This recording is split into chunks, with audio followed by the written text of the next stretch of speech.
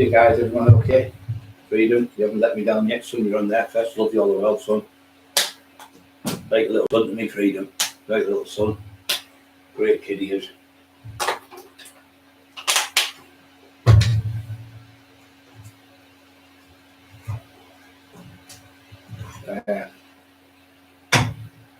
Hope everyone's okay.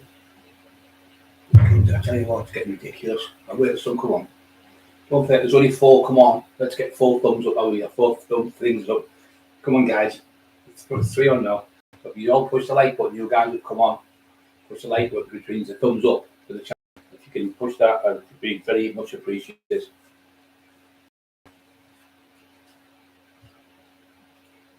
Top, you always get your top done, you get it fucking, it's not perfect. I have to have everything perfectly clean, washed, shaved, after shave, what I need no money yet. It might be a good night, I think. It's a joke that, you know, even here, I still got to put deodorant on every day, get out there, get in the shower every morning, brush my teeth twice a day, 4 minutes, 4 or 5 minutes in the morning, 4 or 5 minutes at night, and I get a clean little gaps in between. You've got to look after yourself, maintain yourself. It's like a car. If you leave a car, just put the petrol in and start it up every day. In the end, it's going to stop. You need to change the oil filters, the fuel filters, the air filters. Don't forget, push the like buttons. There's 15 on. I want to get this tonight. I want to try and get this up to about 80 thumbs up because the channel's doing brilliant. I look like I'm sideways here. I'm really fucking top. Everything's the opposite way around, isn't it? When you're in the middle, though, you're like, which fucking way? Pull the top. That way. Yeah, that's it. Pull that way. I'm pulling it that way. Now look, I'm doing it again. It's fucking horrible, isn't it? You know, it's like being in the mirror, isn't it? When you're on the telly. It's like a mirror. It means you've got to do everything backwards. And talk backwards, but it come out forwards. If you just talk me talk, I hope you get okay, brother. He's another brother of mine. Josh talk me talk. I love that lad. Absolutely love Steve. He's a proper straight. It's one of the straightest kids I've ever come across in my life. And you ask him to do your favourites done before he even finished the sentence, he's done it. Lovely people. I'm always here for you, mate. You know that. Pop and sees any time. You've all got a roof. You've all got a roof over this house, mate. Always. Me and him has always been there for you. Come on, guys. Such a 20 film, only 7 thumbs up. Do you want me to go back to being nasty? Do you want to be nasty, Brian? You don't want to see nasty, Brian. This fucking job's doing me heading. I feel like I'm like that on the bus and taking sound. But that's it. I'm just like that. It looks better now. No, the lines aren't right. I fucking hate it. As a kid, I used to have a farm, like a little farm. I used to have a little bit for the pigs. Little pigs in a little sty. And I have a little horse and a little cow. And have a little bit of water for the ducks and that. And make them all perfect. And Bobby would come in, fucking blabby face. All over the fucking place, ruin it. And I used to go fucking melting. I've got a fork, like a cowboy fork. And they have soldiers on the top. They have that. I can't remember what it's called, but that comes down there. They're like the ones in the desert, but not the foreign legion, but the fort flaps open like that so they can shoot out and then pull them back up. I used to have all them perfect. I used to have a cannon. I had 2 cannons actually. And I used to put a matchstick in. You could put a matchstick and fire the cannon at the soldiers. I used to play that game. You know, Bob used to get. We'd have like seeds, have Indians, and have cowboy seeds. I'd put them all on the floor. And he'd be that side of the room. I'd be this side. And then you'd have a bongi like a marble. And you had to roll the marble to knock the Indians over, and then he'd have a go at knocking your soldiers over. Whenever when they were all knocked over, whichever got the ones knocked over was the winner. So game we play that for fucking days and days and days. That's so easy with kids. Playing a piece of a big long passageway on the cottage on the A19. It was over 400-year-old cottage, and it only cost us £1 a week. Well, it was £1 a week to live there, and we had no electric though. There was no electricity, so you had to do your own stuff. We had a radio, and my mum and dad used to buy us colouring books. The colouring books where you put cartoons, like a picture of a, you call the colouring books in, like crayons. That was a picture of crayons coloured in. We sit for hours doing that, and because we never had now, we never missed it. Imagine the kids now going there. You've got to go out the back and chop the wood. You've got to go down there in the trees and get branches and wood, and you've got to come back with a fire to the fire because it was one of the old, do you remember the old fires in the Victorian days? And you had to and you had to put paper in. What you used to do is you get up in the morning, you'd open it up. There's that side and a big handle, silver handle, it was black, you open like that, could put stuff in either side of the oven, but underneath was the fire, so you'd have to get all the ashes out, all the ash, put that in the shovel, and then put it in a metal bucket. You couldn't put it in plastic because it would melt. Then you have to take that out the back and just throw that on the garden, because my dad was doing potatoes and stuff, so you were using that for fertilizer type thing. And then you go back in, clean it up, and then brush it all up perfect, and then get a little cloth and clean it all with a wet cloth. And then you'd have, it was a fucking knock out of hair, not opening it, so shining my face here. So you'd have this piece of metal coming out like that, and you'd have implements like with an S shape like that, and you'd have a kettle on that, and that kettle would go there. And you'd move it over this other implement here, you'd move it because you'd bend it down if you didn't. And you'd move it along, and then you'd put the kettle in, that would be kettle, and then what you had to do was swing it back out, and then you had to get like a wet cloth over the kettle because it was hot, and pour your water in. Well, it was carry on just to eat a cup of fucking tea or breakfast or porridge in the morning. My dad used to do it every morning, God bless him. He used to make us breakfast every morning. And it was only me and Bobby at school then, because it was only the juniors in Wolverstone. Tried me fucking mental this. That's the other way. Fucking get over there, don't you? Anyway, so go ahead, fanboy. Yeah, so that sounds like cranky, Jimmy Cranky that. So we lived there, 4 years we lived there. So we had a radio, and my dad got us a telly, still got it in my mum since it was upstairs in the loft. It's about 14-inch television, about 12 inches by that, about that, black and white. And he had a radio dial on it, and he had tuned it in. And what he used to do is, my dad used to walk to the dad. Just answer this question because that can't happen in his head. It's a totally impossible situation. Yeah. What I said is, I would never even have a fight with somebody like Liddy McLean, because he's a legend. I love the man, and the same as Roy Shaw, and the same as Norman Buckland, and the same as all the other fighters. So what you've been listening to is Ray Hill, who's put the video up. Yeah. So don't treat Ray Hill's silly little words, because he makes quite a few silly little statements, and using them as Brian's. Just because I was put number one in the Street Fighters book, he's got a little beanie on us, because I was when his dad did it, Norman Buckland. He was talking about all the fighters, and Ray obviously must have had a beanie on it. I've never ever said I could fight. I never ever said in my life I would have beat any of these fighters. That's the idiot, the so-called idiot we all know what about. So he's probably put that in, and Ray not being quick to realise it's not me who said it. I've never said it in my life. Every single time when I've been on alive, I always say Roy Shaw was a fantastic fighter. People ask me, could I fight Roy Shaw? Roy Shaw was a hero of mine. He's Liddy McLean, clean one. So why would I want to fight my heroes? They were brilliant fighters. They were like the people you want to look up to, and I always looked up to them. I never heard of Ray Bang Bang. I never heard of Nolan Buckland. I never heard of them, so because they were the biggest names. Same as me and Lee Duffy was in the North East, and Viv Graham, God rest him, and Eddie Bjork. We were four big names in the North East. But you always get people talking shit, don't you? I've never ever said I would beat Liddy McLean in a fight. Never said that. Never said it. I always say he was something like 16, 17 years older than me.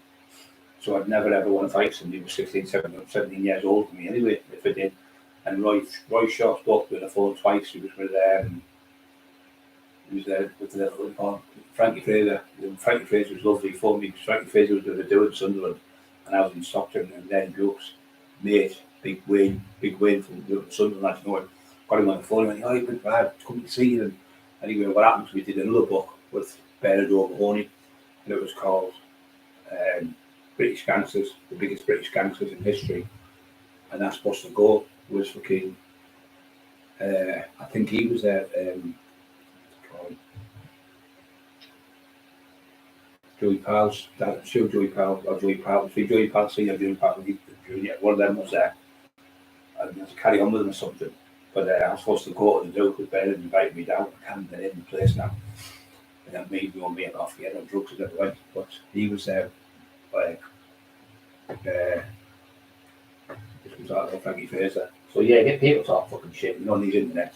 Somebody will come on and pretend to be Brian Cockerill. Somebody will come on and try to be really Bam Bam Hill. Somebody will come on and be something else. And Ray, it wasn't you who knocked me out in the pub, Ray. Sorry, brother. But you got all that wrong. I've never been knocked out in my life. I've never ever been knocked out. I was put down once. Well, Lee Duffy wasn't fully down, half down. And he's one of the best fighters in the country. And it was, but I went down with Garside and got caught with a body shot, but I had a 12-minute fight with him, and he fought for the British heavyweight title. Not amateur boxers in the ring, a professional boxer, Dave Garside, 44 fights, fought for the British heavyweight title, and I had a 12-minute fight with him outside the club, and I was fucking off the head on ecstasy and alcohol. That's when I went back for the second fight and I destroyed him with 3 shots. I broke his jaw in about 6 places. So yeah, that's the only once I ever went down was that. I filmed it, I pushed myself back up, but he caught me. When I wasn't looking, he caught me with it. And then the next one was Dave. Dave shook hands after that, and my friends, and he said, somebody said to Dave on the door, "Oh, did you beat him?" He said in his book, he said, "Listen, I've had 2 fights with him. You'll go and have a fight with him and see how long you last. You see how long you last, he'll throw you around like a fucking ragdoll. Forget about all them boxing skills," he said. "Once he gets hold of you, you tied up, you can't fuck all, just strangle you, I'll choke you." I was choking Dave in the first fight on the floor. I heard him, he was on the floor on top of me like that. He was turned around, his head was there. I was choking him out like that, and I was choking, like killing him. And Adish was there, he said, "Brian, you're killing him. You're fucking going to kill him." And in the end, I thought I was off. I'd been up for 3 days drinking full of acid. Not acid full of, I'd been like being on acid. And I couldn't fucking hardly breathe. So I choked him out, and I could hear him choking. He said, "I thought you said you killed." So I let go of him, and I got up, and I thought I won the fight. So I put my hand on the taxi. There was a taxi there outside. And I was getting my breath. I was fucked. I was spent. The body was gone. And then in the end, what happened was Dave got up and caught me from behind, shook me with a body shot, a beauty shot, caught me, and I went down, I couldn't get up. But I trained for 10 weeks at Redcar, get out of the way, and trained, started running. I thought I could still fight anyone when you're not trained. I wasn't trained. So a bit like Buster Douglas when Tyson fought him. Tyson would have had 100 fights with him and beat him 100 times in his prime. And he was in his prime and he fought him. But he fought actually Buster Douglas. And it was a 40 up to 1 shot, and it was the biggest upset ever in boxing. A lot of people say they threw the fight as well, but I think he got beat because he was falling out with his girlfriend, he was taking drugs, and he wasn't really Mike Tyson, he was somebody else. So that first fight I had with Dave wasn't me, it was someone else. It was like a cardboard cutout. When the real Brian come back, it was over in 3 punches. But that's the past. It's talking 30 odd years ago. I still think Ray's a good man. I think he's a good lad. I think he gets some things wrong, obviously, because people tell him bullshit and he believes some of these things, but a lot of it's real rules down to. We've got people on here like Freedom. We've got about 40 people in our town who've been infiltrated, and the same person pretended to be them. To pretend to be Hangman Order, to pretend to be fucking Freedom, to pretend to be Sparky, to pretend to be fucking Don, to pretend to be fucking multitude of people, to pretend to be women. He's just fucking round the twist. We're all more on about them, but I mentioned no more. But that's who it probably is doing it to Ray. Ray's thinking it's me. I've never said that, Ray. Never ever said that I would beat Lennon McLean in a fight. I always looked up to Lennon McLean, always. Same as I do with Eddie Buick. Eddie Buick always said I was the best fighter in the country. But I used to say he was the best fighter. But then he would always say, a good big and old beats a good little and Brian. He said, you fought some top people. Big Joe Egan's are the same. This is not me talking, Big Joe Egan's are the same. You fought, he said, don't come off that, Brian. I said, Brian, you're a legend, Joe. He went, Brian, you're up there as well, you're a legend as well, mate. See, some of the people you fought in your prime were some of the hardest men in the country. He said, you wouldn't get a name like yours. And Norman Duckman said the same. He said, Brian's the best. Brian's the best, he says. And that's Norman. Lee, weren't we? The writer offer, Brian's the best. And this is their opinion. Tom, Dick and Harry might say that one. Tommy is, Johnny is, Andy is. We all have our opinions. And if you think you are the best at something, you are the best, you are. But you can get people think they're the best at something so they make somebody who's really good and tasty and then they get beat.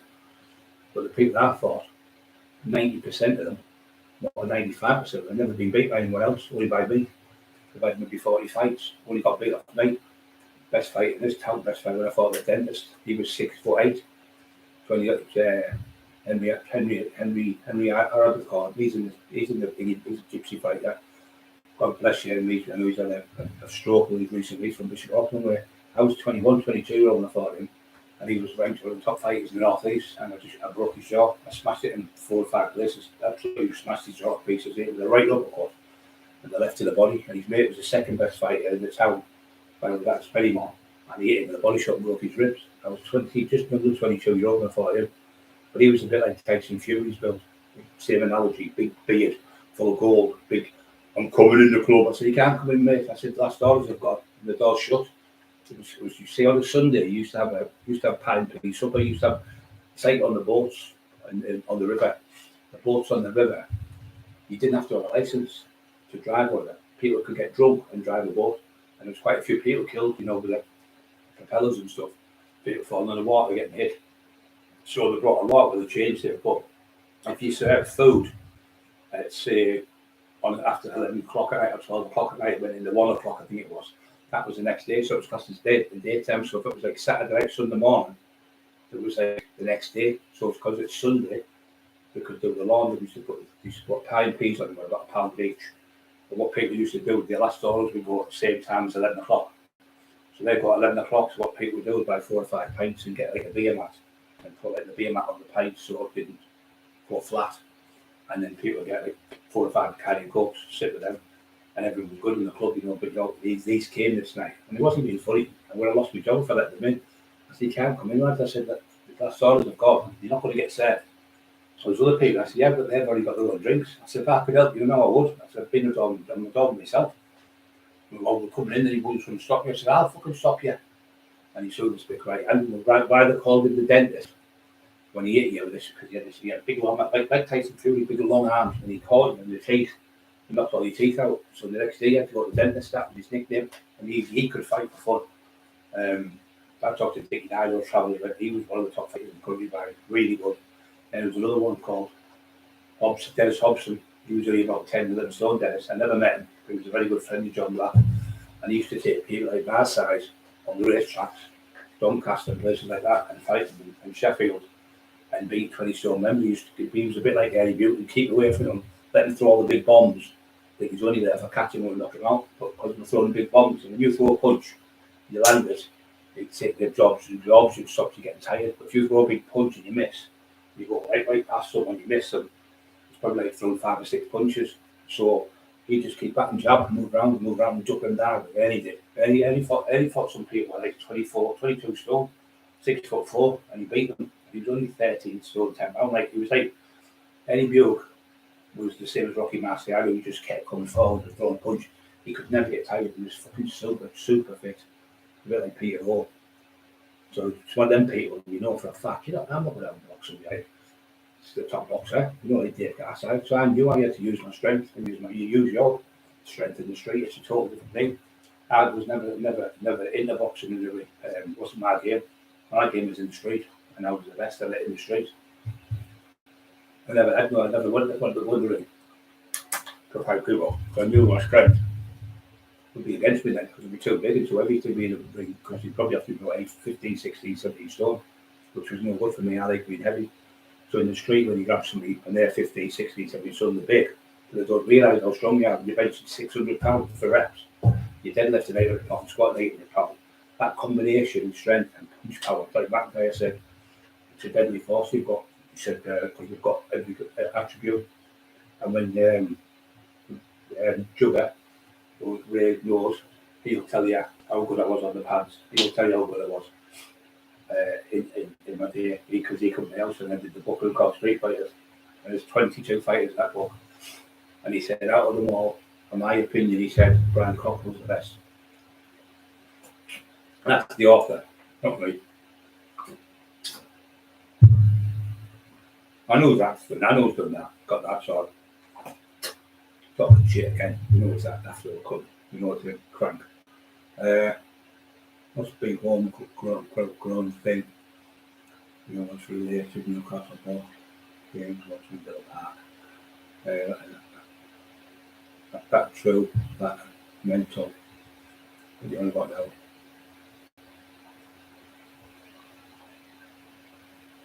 Keep below. You were relegated to Newcastle Ball games, watching Villa Park. Oh yeah, football. Forgot about fucking football. I was looking about that. Thought about fighting. UFC, never been in UFC, mate. Never been in UFC. We all know that is, Johnny. We all know who it is. We've never seen that name in our lives, so we all know, everyone knows who it is. Fucking spam legs. Corned beef legs. That was Ray's a good lad. Just trying, this is what this fucking ass wife does. He causes trouble for that man, to that man, for that woman, for that woman. He said this, records singing, lets people hear it, then goes to that one, lets them hear that one, and then they're all fighting. And that's why he's fucking hated for certain person. I'm going to mention his name. But that's why he's fucking hated. No matter where he goes, everyone, oh, no, him again, he's a fucking crank.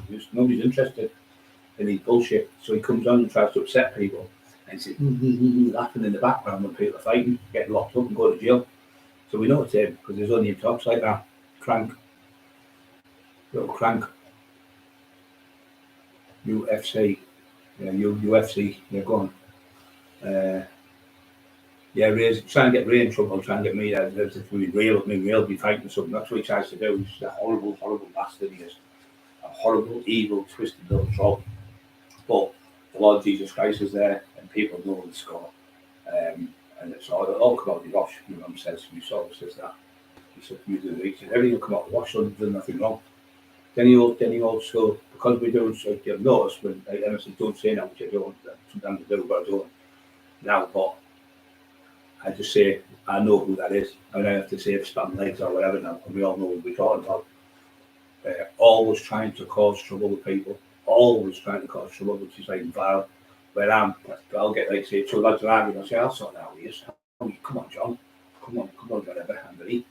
Behave yourself, you fucking bullet, man. Give us a call, I love you all. How you can go, I'll take you out for the night out. I'll get them back together. You know, like say, cousins fight with other cousin. Because he said, she said, he said. And that's what this cunt does. He goes on all the chats, tries to poison them all, tries to get people fighting. Where we, all these on here, all these great people, and audits, freedom, yeah, he's just Jimmy Cranky and Diddy cunt. I know him, I know for a fact, he's all know him, because then that idiot would come on and say something stupid.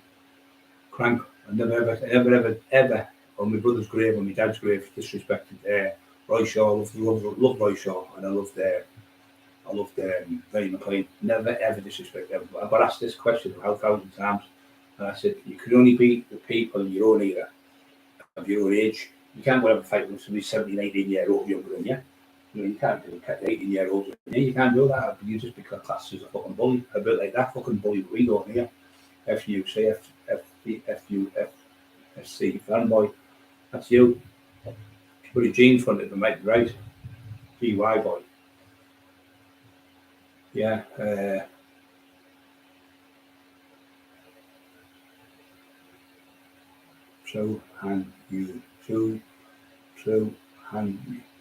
You should do footy chats on stats and stuff. Yeah, footy chats. Don't know. I know a lot about football. Through media and the know. Please hit the like buttons. Little videos, loads of interesting. Yeah, it's good to freedom.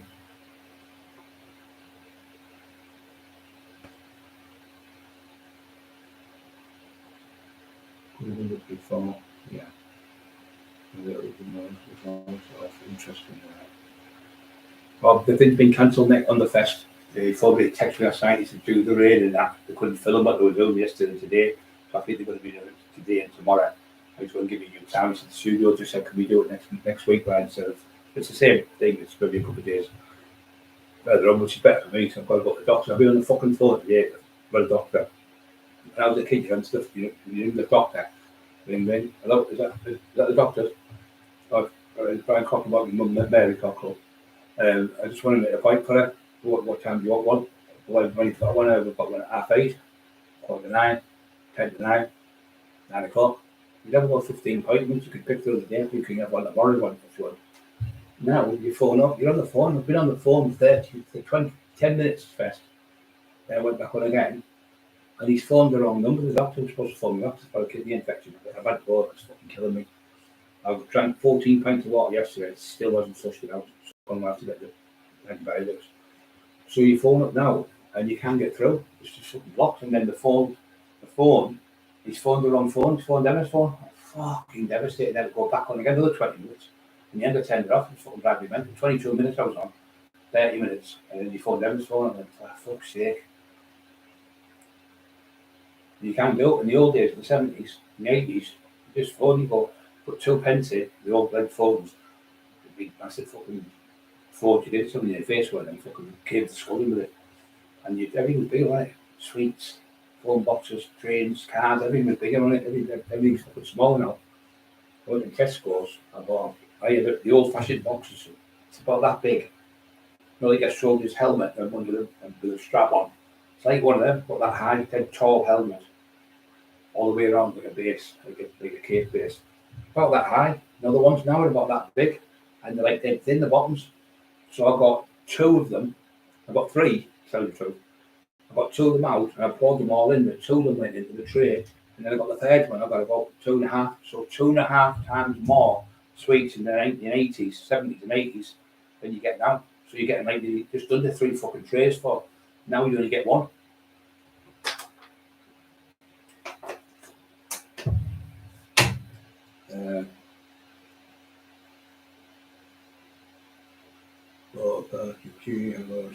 Tax. 51% to win. It says Villa, 51% to win. 51% to win.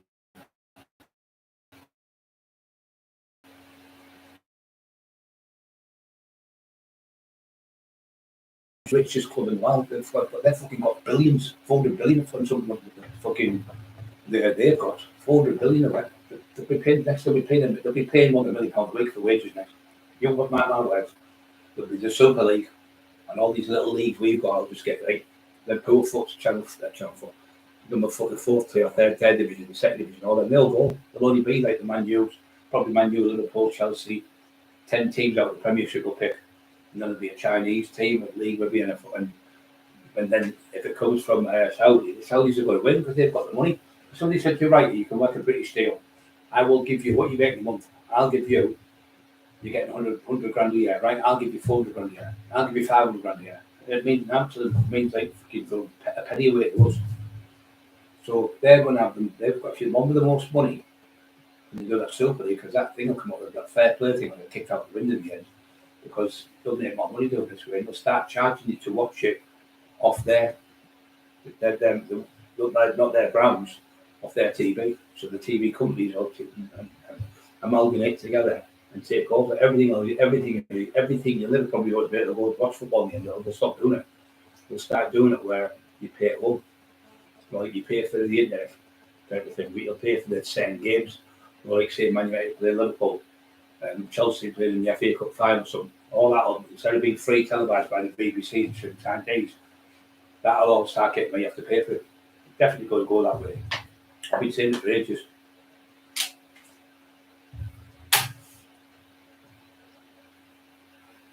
%. Yeah, that's the Villa. Really good team. Really good. There was only 6 teams, wasn't there, before? There's the top 6 all the time, wasn't it? I've noticed, I've looked at the goals, and it's not just Man U who are not scoring the goals, it's every single team. There's not many. Liverpool's quite a few. Chelsea's the same. Everyone seems to be hit and miss this season. But I think there's that many quality players, even in the lower divisions, in like the bottom of the league, that can pull a well-lead goal out of nowhere because they're that good now.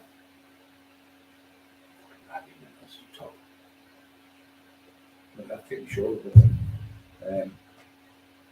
Yeah, so please hit the like buttons. People are saying 29 on it all. That's disgusting that. 29 when you hit the like buttons. It's graceful. Please hit the like button, I'll punch you in the face. That's a good one, Freedom.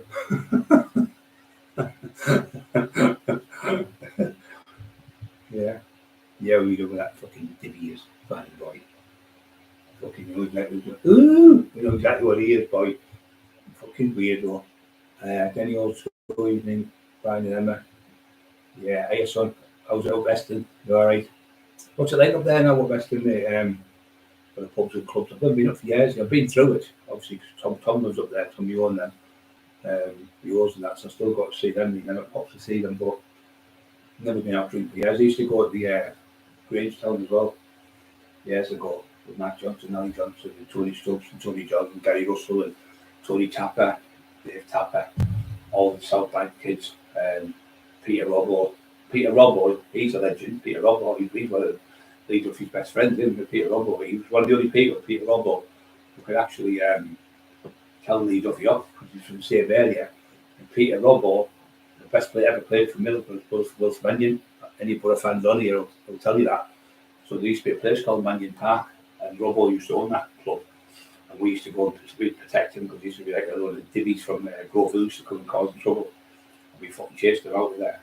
But Robbo's a great lad. He's the one that it looks like it was me in the wheelchair, Matty's hair in the wheelchair. And Robbo stood there, we looked like fucking in red car. We looked like last of the summer wine. He's about 70 odd. I'm getting about nearly 60 and Robbo's about 65. So somebody said, looks like, I was laughing because it was funny because they said, last of the summer wine. This fun couldn't stop laughing. I don't mind people taking the piss as a joke, not having a laugh again. It's not wrong with that. But when people are saying he said, she said, he said, she said, and they're lying, that's just pure fucking vindictive evilness. Horrible people like that. And I'm the other way around. I say, don't listen to him, just an idiot. Just ignore him, just talk shit.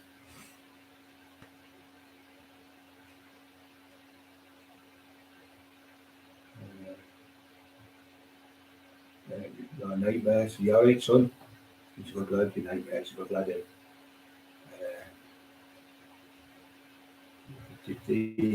Hanging Oryx was in there, hanging in, son. House in Douglas, fight was nuts.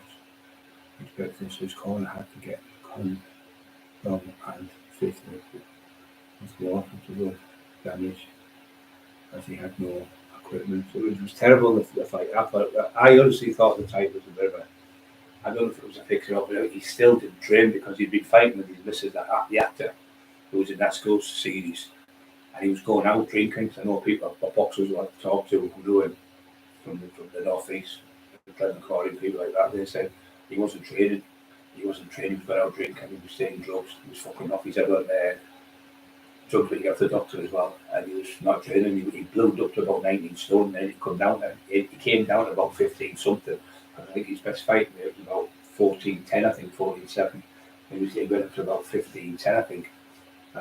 He wasn't the same fighter, total different fighter. But Buster Douglas gave him his job. He was a Marine. He came in, he said his mum had passed away, so he swore with his mum's grave, I'm going to win this for you, man. And when you've got that, the Lord behind you, the Lord Jesus Christ, and you're doing it for your mum, you're total, the spirit inside you, the power inside you just keeps you going and going and going. But he did fucking brilliant, Buster Douglas. I'm not taking no away from that. He did brilliant, but Tyson didn't. It's about, I've seen matches now to do it. I've seen Liverpool do it, I've seen Chelsea, I've seen PSG do it, but it's only fucking, it's only third bottom team in the league, and the complacency it's got. It's only fucking QPR or something, but it's only fucking whatever. And then the player they get fucking beat. I've seen Man United get hammered off Stoke, 6-0 got beat, 6-0 got beat, and they're the top team in the league. So if you think you go, it's like me when I fight with Dave last time, it's not being no disrespect to Dave, nothing to do with that. I was going out to be beaten. He was doing 10-mile runs. He was training for the heavyweight title. But I wasn't doing that. But when you're at the top of your tree, you've got to be at the top of your tree to train on. And that's what I was glad I got beat for the first time in my life. I got beat, but I still beat every man because I went back and beat. I still beat everyone I beat. Fought. Really called it a draw in the fight. A lot of people said I won. A lot of people say he won. Because that really conflicting interests. But Lee pulled me up to why don't me you get together and sort this out? Because there's loads of people like that little prank. They want you to fight and you want him to fight, and then one is going to get killed and we'll be half the power. So if you teamed up together, he said you'd be better. You need money to the black lad. He said use team up together. And Tommy Harrison said it, and Teddy Dicko, Lee Harrison, all these people used to be able to run the fucking town. He said you'd be like, he says what they said. This is what I know about Lenny McLean and Roy Shaw. So it'd be like Roy Shaw and Lenny McLean teaming up together. They'll be able to run the full show instead of arguing over each and fighting each other all the time. Then it'd be better off teaming up like you did. You were a lot smarter than that way. And we were smarter, we teamed up. And then people thought, well, I can't fight Brian Cockerill. And the other one said, well, I can't fight Lee Duffy. But how the fuck are we going to fight two of them together? So that way, we never had to beat people to get stuff off them. We took it off them. The only people we took stuff off were people like Rollins, people that make statements about, you know what? John just got jail last night, Brian. What for? That's fucking deal. A couple of streets away, he got caught with a bit of gear. He's got fucking John's got fucking, you could say he got remanded, he got that 2 years So we've gone normally, like, taxed the fucking dealer. It was only 400 quid he had. We took the gate off him and went from that ounce of cannabis. Lee kept that. And we give the woman the £400. We never took a penny out, but we give the woman, a couple of kids in the house. We went on, give the £400. That's what we were like, really. We would give it, we'd help people. Carl Ledford would tell you, Lee would go the kids' house in the pool hall, which is a snooker, like a pool place, played pool. And there was a kid stood there, pissing down the rain. He went, all right, son. And he went, he used to come in late for like 20 quid with a change all over for the kids. It was a place where there were armbands. And he used to take off himself and play place there when he was a kid. When he seen kids like that, and he had now himself as a kid, he got bullied. If you've seen any kids getting bullied, just stop it. So there was 4 kids together. And one always was soaking wet with a coat on. This other one was drowned, he had no coat. They had a £500 coat on. It was from Liverpool where he bought it. He took it off. I actually got that coat back off him. The kid got the coat off him. And he said, where's your coat? So he hadn't got one. He said, put that on, we can put a coat on it. That's what it was like. You get that little daft punch, writing books and making lies up about people just to make it sell more and to get more money for themselves. That's just disgusting to me. Instead of telling the truth about people, it'd be okay if he did that. And that's why we did the book about Lee and me and Emma. And we went and seen the family members and people knew him from first hand, not stories like 30 years later. He said, she said, he said, she said, he said, she said, he said. We went to family members and said, oh no, you've got a wrong man. It wasn't that night, it was Saturday. And he was doing this. Oh, brilliant, thanks very much. And we changed the story for them. And we get somebody at the house that they put an input in, like Peter Rummel put an input in. He gave us some stuff. So I said, how come the house Rob was? So he come up, he read what we said. Went, yeah, fucking spot on there. But obviously these other scumbags do books, but it's not for the glory to help people. It's not for the glory to show people what the people would really like. It's just to make the lies up, misconstrue things, lie about things to make more money for themselves. It's got nothing to do with being any decent author would do his due diligence and go out like Kev Kilty said. You're talking maybe 2 or 3 4 years to write a book. You can't write a book like a certain person does in 4 months. You can't write a book in 4 months. How can, if I said to any of you on here now, right, I'm going to do your autobiography. I've been doing my book now with Lee for 3 years, and we still haven't finished it. It's going to take 3, 4, 5 years because there's much in it.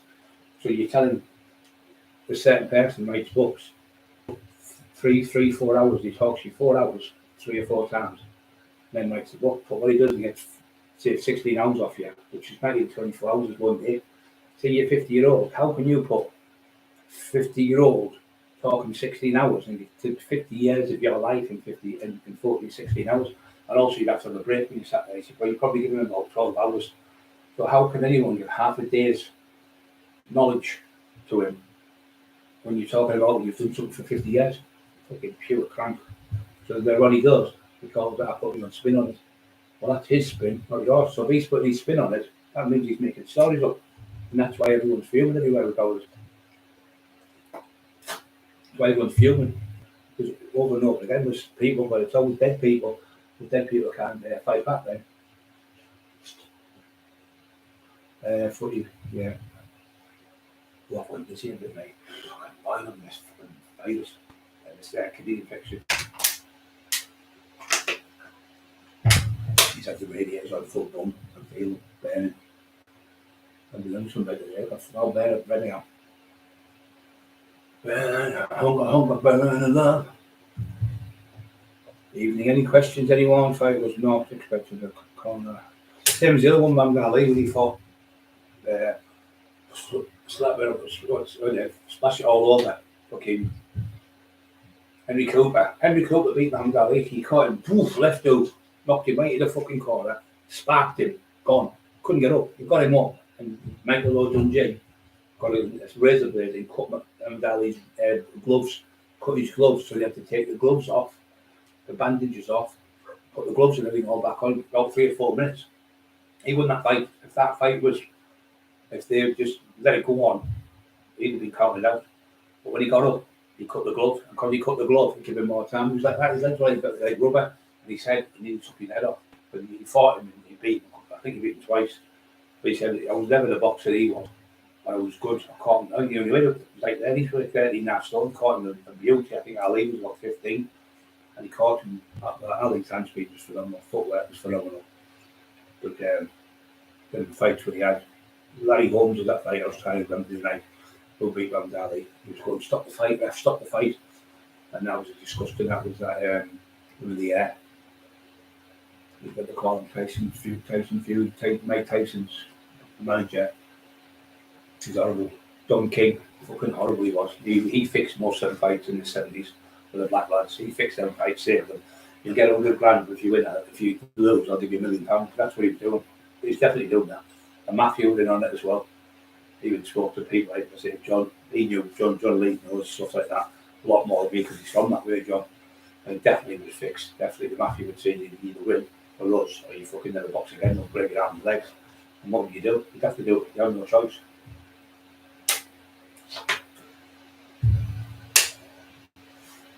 Let's get your like buttons, guys. 52 on, 35 thumbs up. Day of the day, Tuesday. It's always day of the Tuesday.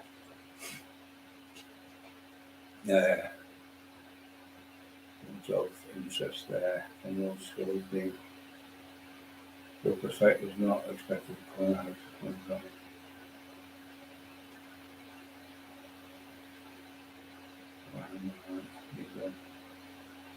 Like your boxing pictures on video quality means.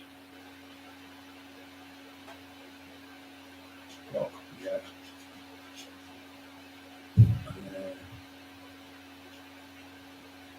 One arm Fury, indeed. One arm Fury. Yeah, that's one I was fighting. So he had to go on fucking down. Lee Duffy was like that. He had arms like a orangutan, another length of them. And you could be here fighting, and you step that way, and he'd spring like a cat, like a cat bounces.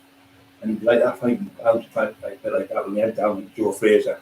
And I'd come with left hooks across, come in and try and grab them, pull them down, and bite the fucking road off, bite the ear off, and pull them on the floor, and then just sit and punch fuck out of them on top of them. It wasn't great. Wasn't great to look at, but it was doesn't matter how you win as long as you fucking win. God give you all them tools to win with, to fight with, and then you use them. So yeah. But he had long arms like, and he was like bang, and he was only 15 and a half stone, still big. But he was that's personal written about him. Didn't even get his height right. Didn't even get his record right because Lee never fought. He said, he could have been the world champion, he could have done this, could have that. He couldn't have been because Lee went to get his medical. But Kazi won it, got his, so he got for a medical. And Lee come back, he was crying. He said, what's wrong, son? He said, I failed the medical through the asthma. He couldn't get it because his chest was bad, he had a bad chest. So he couldn't get a medical card to fight. So that crank's going, yeah, he could have been the world champion. He was that good, he was this, he was that. He never had any fights in the ring. He used to spar with people. He never had any fights in the ring because he couldn't get a license. He said, I can't put you in because I'll lose my license. So that was on all shit he made up. Lorna's coming on soon anyway. She'll tell you the full script. She'll put this fucker to bed. Once and for all. She brought as much as everything about him. Everything. No interest there. Eli. Everyone's loving the dogs, aren't they? The dog video that has been put on. I tell you what, they do brilliant. Eli's got sort of like fucking more than 39,000 views. Fucking dog. Fucking dog's got more views than that idiot. He chats mad and stuff.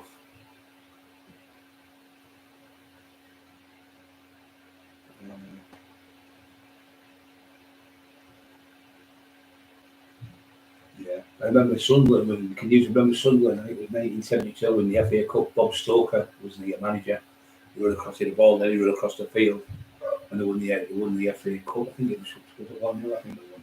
Scott Tudor scored. It was 1-0, and they won the FA Cup. I think it was the first time and last time they won it. But I used to live on Scotland Common or Tap lived, and I lived home because it was called the Court. It was a little flats built in Redcar, and on the big long road you come in Middlesbrough. Sorry, from Middlesbrough you come off, you go straight towards Eston and everything. No, past Eston. If you're going on to Salt Bed, you turn left there where the roundabout is. There's a park where they've got donkeys in their sanctions. You go down that road, keep going. The first road you turn right. That's where Tony Mowbray lives. Like he used to live, his mum and dad used to live there, and used to see him every day. Going to my uncle now, Frank used to play football with him. He played in Middlesbrough with Frank, with a footballer. And Tony was the manager. played at Middlesbrough. He was the captain. He was the manager. Then he went from there to Sunderland. I think he got sacked from Sunderland not long ago. But he's a nice lad. Just very, very quiet man. But his family, they're from Redcar, very next to my uncles. And they got a big private bungalow that who used to like wave from the top of the flat. Said, "Hey, Big Tony." He used to come home from the football ground. Yeah, always polite, nice man. He was Bernie Slavin to say, you see Bernie, "Hey, Bernie, right, you alright?" He's just a really nice, polite man. Good footballer, tough guy, Bernie Slavin, really tough lad. You see me once, me and Sean Day were there, who comes on here for, what's he called? Can't remember his name, off-roader comes on, and he'll tell you I was stood there with an ice cream. And I was stood there, and we went in the thing, we were having something to eat anyway. His son, Bernie was there, and he was having an ice cream with his son, and he was stood looking at that, and then putting kids' ice cream and melting. And I said, "The ice cream's melting, son."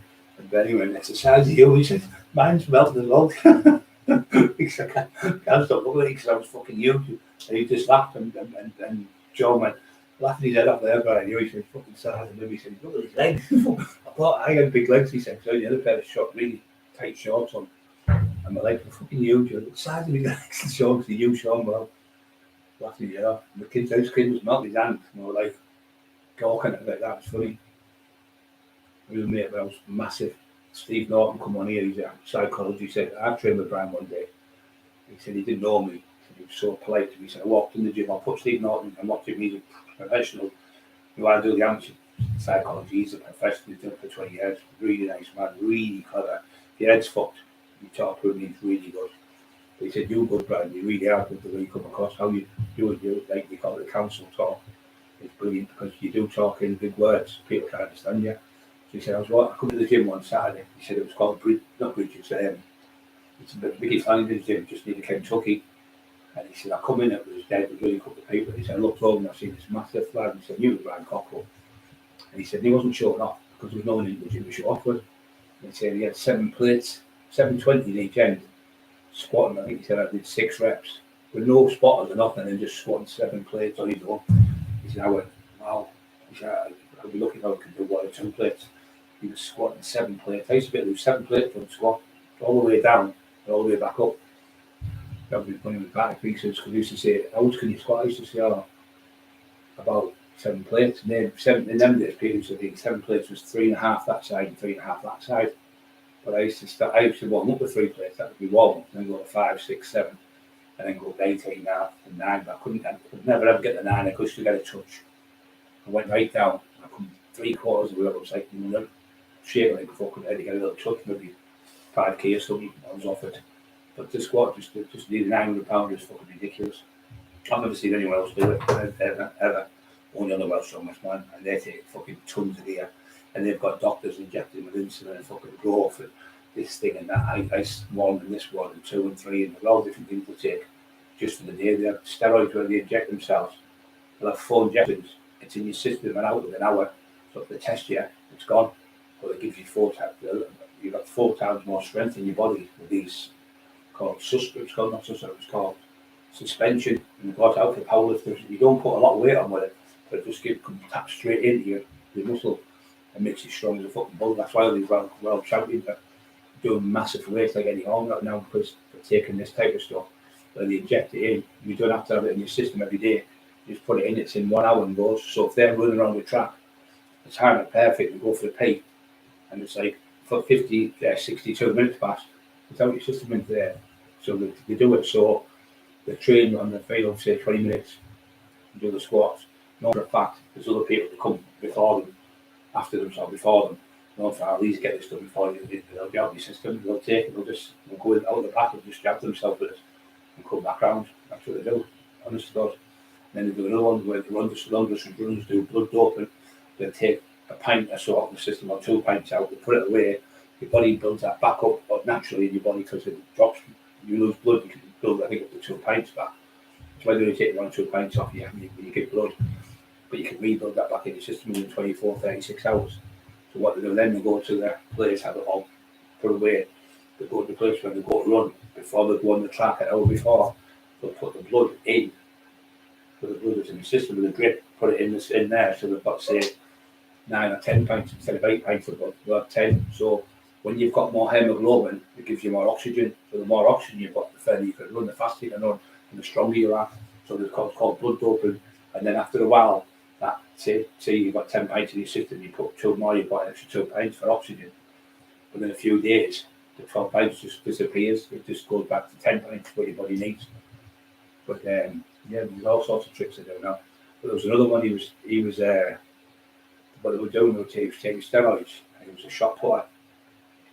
And what they do is they come in and say, "Can you go in this room here and can you pee in a bucket?" They look at him, electricity. Every time he was asked to go somewhere, it would be something called one older.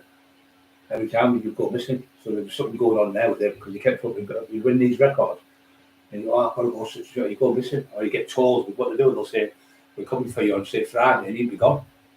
You thought, "I'm being poorly, I've been bad or something." So he's always coming to excuse. So people say there's something definitely going on with him. So anyway, great runner. But obviously, if the rules are rules, you're not there at a certain time, designated time to get the P test. There's something not right. So what they started doing is the Russians started it. They get your bladder, put a tube in, with a syringe in you, put it in, and then it'll just all your pee. You go to petrol can, you siphon it, and siphon all the pee out into a bucket or into a plastic bag, into a bag, whatever. So it's as big as your bladder. Get all your pee out of your bladder. Get someone else's who's never took drugs, so he's able to use my wife, she doesn't take drugs. Got his wife, took the pee out of her, took the piss out of her, right, extracted the urine out of her, took it out, put her pee in his own system. So when they cocky thought it was great. So they said to him, right, so you got a pee test. Richie was telling us, Richie Kilby, he said he got a pee test, and about a week later, so the results come back. He said, "Do you want the good news or bad news?" He says, "The good news is great. You've got nothing in your system, no steroids or nothing." But the bad news is you're 6 weeks pregnant. They said he couldn't use his wife's pee, and it came back because in your pee, when your woman produces a hormone called gonadotropin, is it? I can't think of the name of that. Gonadotropin, I think it's called. What it is, it's made out of pregnant women's urine, and they put it back in your system to make your testicles rise back up. When you've been on test for years, HGH, not human growth hormone, human chronic HCH, human chronic HCG, sorry, human chronic gonadotropin. Have a check out on it. It's made from pregnant women's urine.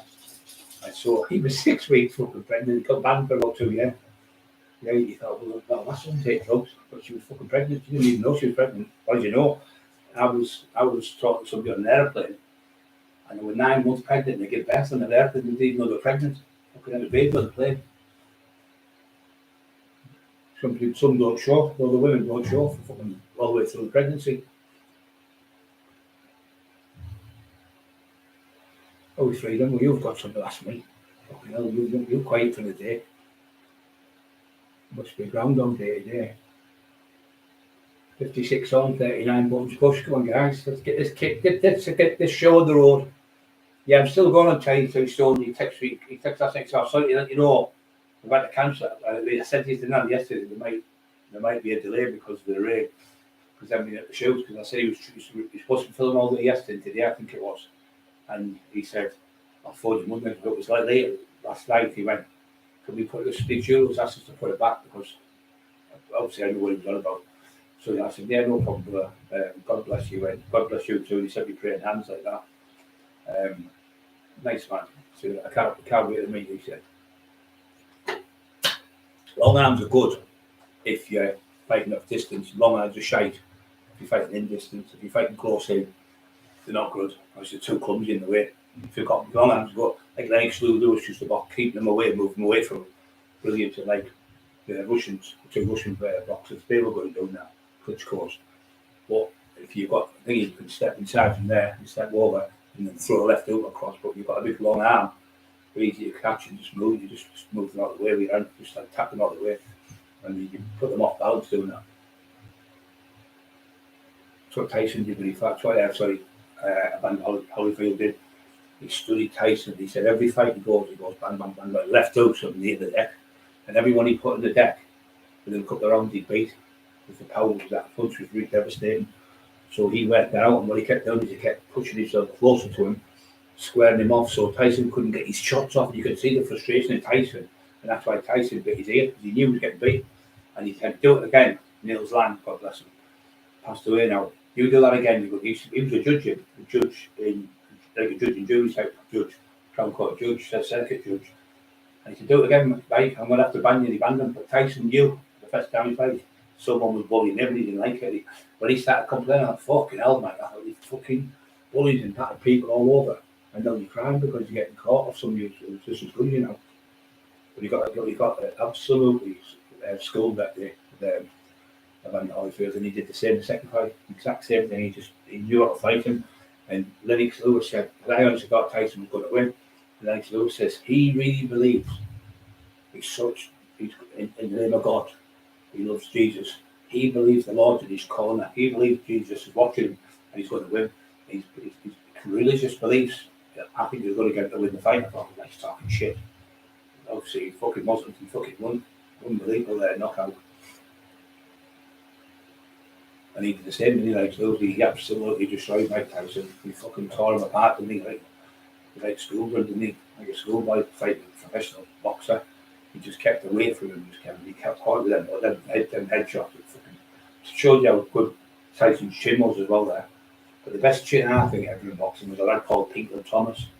He fought Mike Tyson. Tyson hit him, I think it was 13, 14 shots right on the chin. But I think, I'm not saying Tyson was the biggest, heaviest puncher. I'm saying people like Sonny Liston was a great big heavy puncher. Him who played Tommy Good, fucking also Big George Foreman. He had that massive left hook and fucking take your head off. Joe Fraser had a great knockout punch. Mandal Edens, but they had massive punches. But I think Tyson, for me, was the best combination puncher. When he'd go bang, bang, bang, bang, bang, bang, bang, he'd hit all over the fucking place. And every shot was perfect on the chin. And Joe Egan was speaking to me about it off the camera. Saying his powers are really his fucking speed with his hands. You can't see them coming that fast. You can't see a punch coming that hits you. You can't guard from it. Or what I'm saying, if you throw a punch like big windmills and you miss, it takes a lot out of the body just slows down. That's why a lot of the little fighters sometimes bring a bigger fighter because they run out of steam, because they've got that much muscle on them. The more muscle you've got, the more oxygen you need, which is called hemoglobin. If you haven't got enough in abundance, that's why I used to do an hour on the running machine, which was like a stepper. I didn't do the flats, I used to have my knees. And then the next day I would do an hour on the row machine, which is great. And then I'd do an hour on the bike. So I was still doing the cardio by doing that not Tuesday, Thursday, Saturday I should have done. And then I could train the weights twice a day, 6 days a week. I got obsessed with training. That's all I used to do constantly since I was 13, I was 26. I started taking gear with Lee Duffy. And then I went downhill after that, and then I went back up and got myself back. But we all did that thing when we were young. Is anybody putting anything on? Because nothing's moving on here. I'm noticing there's nothing going up and down. Is it stuck or something? Somebody put something on just to see if it's working. Nothing's moved. I'm fucking frozen in time, I think. There's not one thing come on for ages. It's stuck. Is it stuck, guys? I can't see nothing happening. Any let's go outside. Toilets. Really, should not miss that. Can't see it. Remember that green bloke who had to go, he got to jail and tried to shoot with a machine gun. Can you remember that? A big red rascal lad. Tried to shoot with an elevator. Yeah, long arms of fury. Yeah, they're great if you're standing off and you're using them moving around. When we look at that Thomas, the one who knocked Tyson Fury down a couple of times, really put him down. And he was only about 13 stone. Caught him, and then he fought that Price. You remember Price? The scouts, I thought he was going to be the world champion. He had all the skills, his boxing skills, but bang, as soon as he got hit with the fucking chin, he went down. Something Thomas, I think they called him. He got done for steroids, that lad. So then he got his license back again, that Price, and he fought, and then got beat again. I think he was called Thomas or something. He fought, Fury fought Tyson Fury twice, and he put him down twice. But when he started fighting, Fury was getting put down quite a lot, wasn't he? Because he was a bit wild. But now he's mastered that now.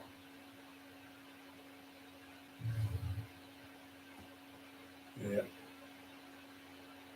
I can't see nothing moving on here. Rock, are you okay?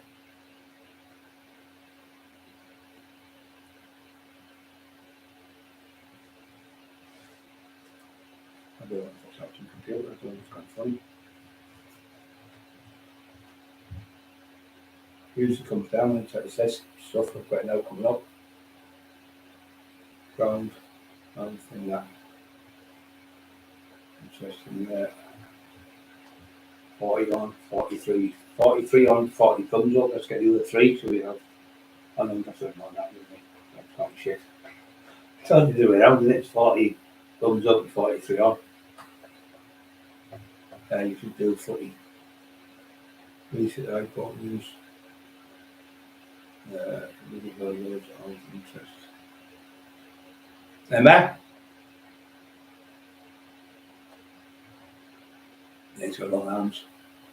His arms are long as his legs, aren't they? Well, he's 6'9" or something. The one I thought was 6'5". There was nobody as big as Tyson. We had that type, big lanky, gangly, long arms, and that'd be big and fucking down here. Fucking horrible.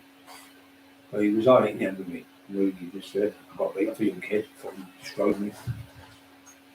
I thought I was a dentist.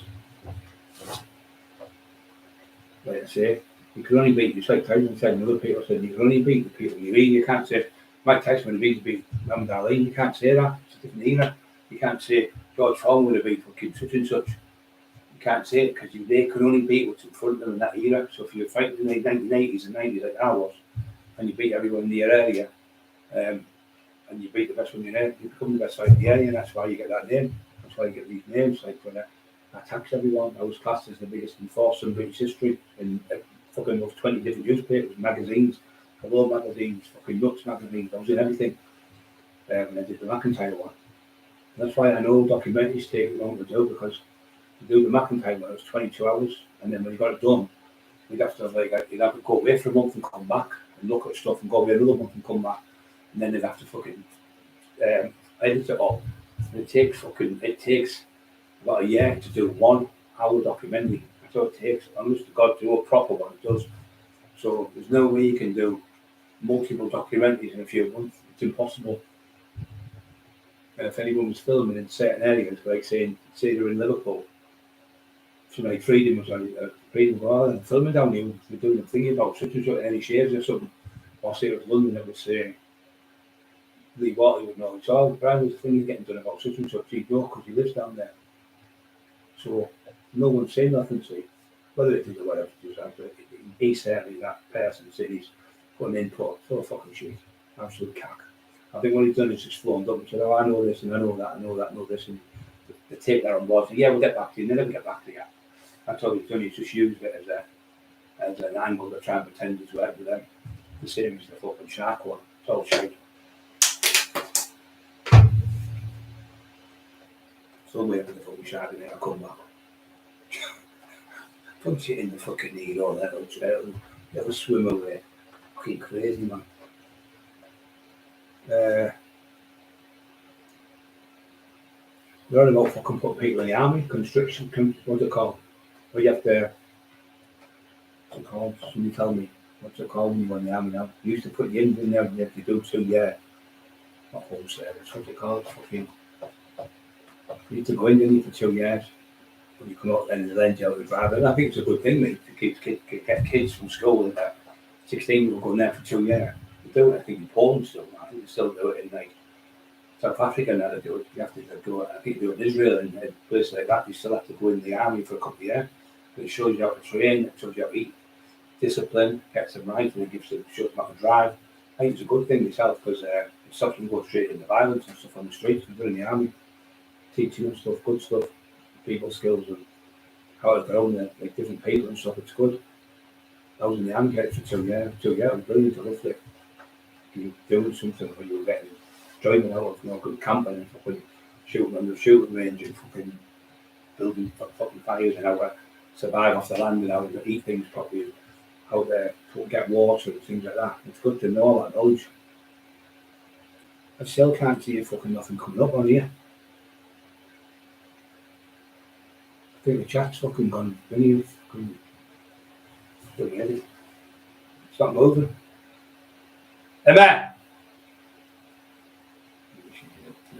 kitchen cooking. I'm not saying it's like got myself on that. 51 on, there's more people coming on now. Don't forget to push the like buttons, guys. 43 thumbs up. I'm getting there. We're just talking about things in general, guys. Anyone wants to put any input, if ask me any questions, I'd be great. It'd be great to answer them. If anyone's struggling with anything, any training tips that you need to know, things to eat, how to get in the gym, anything like that. Depression, stuff from depression, alcoholism, anything like that. You can talk about anything you want. I think everyone's fucking been out on the drink, haven't they? They've been on a session last night, I think. Still not moving.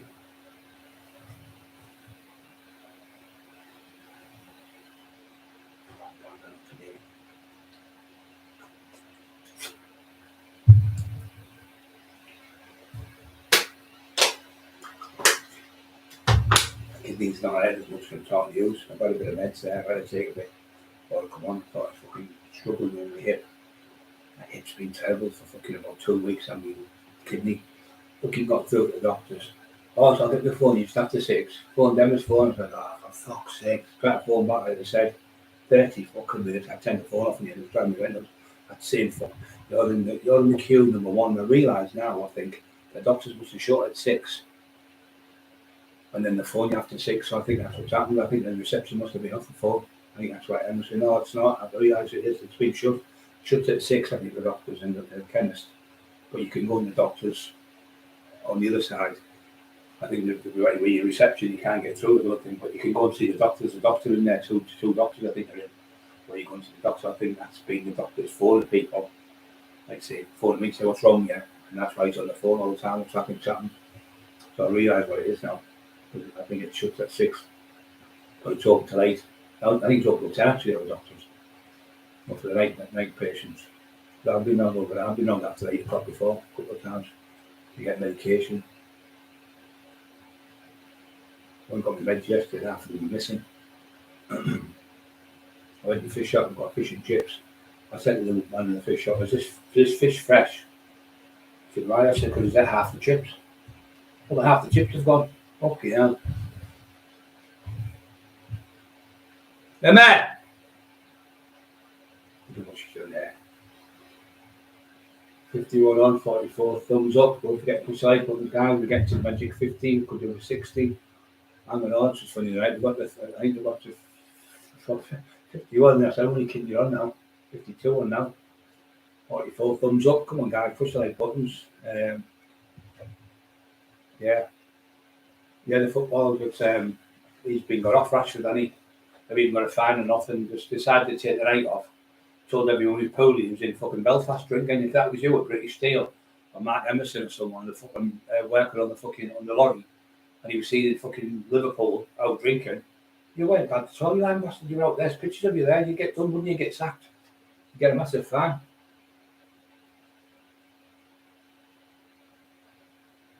No, it's not working, it's computer, there's something wrong. Emma! Oh, it's out there.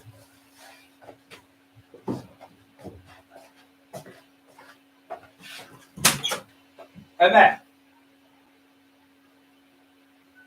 I just fell asleep. I think.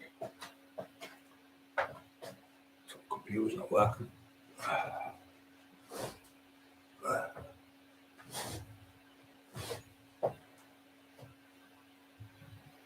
Yeah, it's definitely something wrong with it. It's not going up. I think I forgot about computers. I haven't touched now either, so I don't know what it is. It's just not going up and down. No, nothing's coming through. Nobody's sending any messages. I don't know if you can hear me even.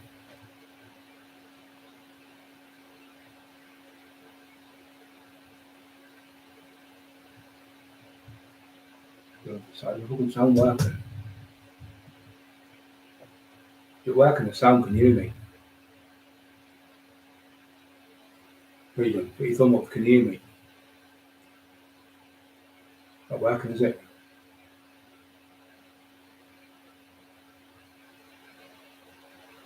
No, it's not working. Always put the thumbs up.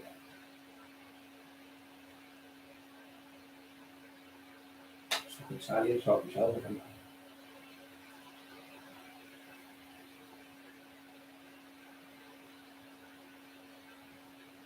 That's not moving. Fucking bad, man.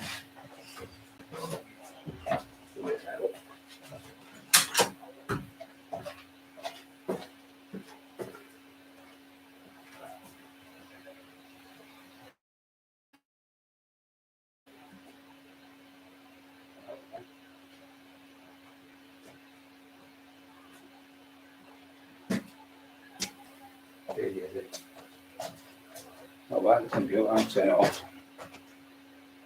I've got to go, guys. It's not working this. I don't know what working. I'm going to fucking clue what's happened here.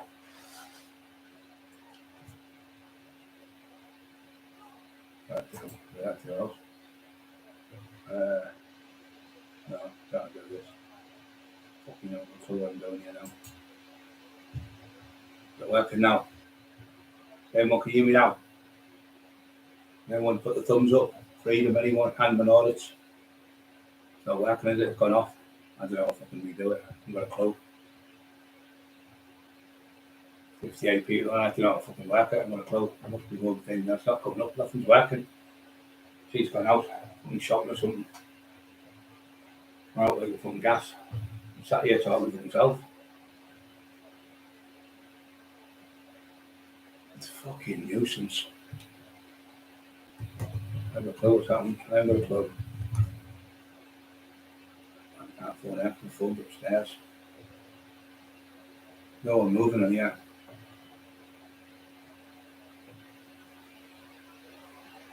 Can't get it to work. It's not working. I haven't got a clue what's happening. I don't know what the fuck's happening to this. Fucking bad, man. I don't know how to make it fucking come on. I haven't got a clue. It's just gone off. I don't know how to do it. I haven't got a clue. I don't know what you're doing next. I haven't got a fucking clue. It's not working. I can't come around yet. I don't know how to do it. I don't know how to do it. I haven't got a fucking clue. I have to turn it off. I'm going to have to go. I'm going to have to cut it, guys. I can't work it. I'm going to have to cut it. So I'm fucking mental. I don't know how to cut it. I'm going to have to cut the thing. I can't hear it. Can anyone hear this? Can you hear the video? Can you hear me talk? I'm putting that off too fully now. So I'm moving. For fuck's sake. I'll carry on. I don't know how to use it. I haven't got a clue. For fuck's sake. I'll carry on.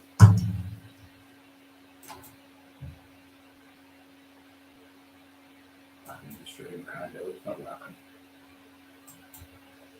I can't use it. I'm back on.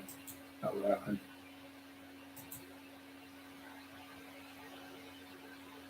I don't know what's happened to it. I had to turn it off. So